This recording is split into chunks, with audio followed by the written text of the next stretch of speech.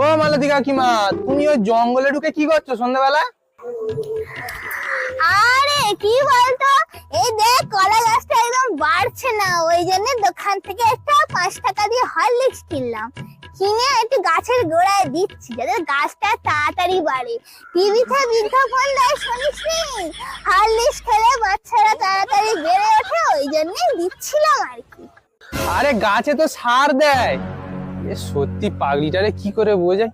হ্যাঁ, এটা মানুষের সার, ওটা মানুষ খায় তবে বাড়ে, আর গাছের আলাদা করে সার দিতে হয়। ও, এটা মানুষের সার, গাছের সার আলাদা হয়? এটা সার আমি জানতাম না, হয়তো মারলি।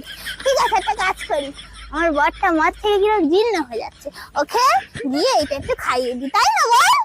হ্যাঁ হ্যাঁ, তুমি তাই করো তাই করো।